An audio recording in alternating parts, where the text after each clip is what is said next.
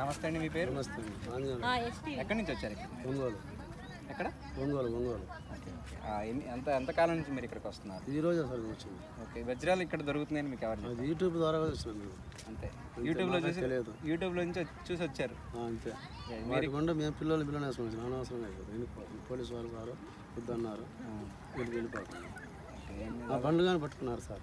బండ్లు కూడా పట్టుకున్నారు. అర్థం కాదు. సో ఇప్పుడు ఇక్కడ గతంలో వజ్రం దొరికింది, లేకపోతే దొరికిందనే ఆనవాళ్ళు మీకు ఎలా ఎవరైనా చెప్పారా? యూట్యూబ్లో చెప్తేనే అట్లానే యూట్యూబ్లో వదిలి మాకు దొరికింది అని చెప్తేనే మేము వచ్చింది.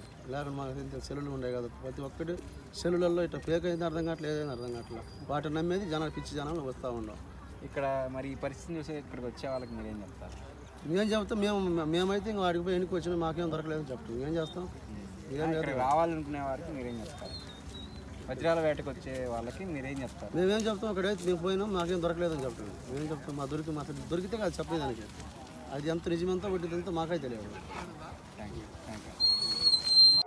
నమస్తే అన్న, మీ పేరు? సార్ అది వజ్రాలు ఇక్కడ దొరుకుతున్నాయని మీకు ఎలా తెలుసు? అది చూస్తుంటే మేము కూడా వెళ్ళి వచ్చాము. అంటే మీకు ఎలా ఏమో ఇక్కడ టీవీలలో మామూలుగా మొబైల్లో చూస్తేనే ఇలా యూట్యూబ్లో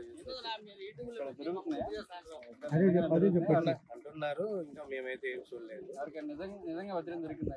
ఉన్నాయి, దొరికాయంటే మాకేమి ఉంటుంది తెలియదు ఇంతవరకైతే. మాకైతే మేము ఇప్పుడే వచ్చాము. ఇంకా వీళ్ళు సార్ వాళ్ళు ఇక్కడ ఉండకూడదు అని చెప్పేసి వెళ్ళిపోమంటే వెళ్ళిపోతున్నాం. అంతే మించి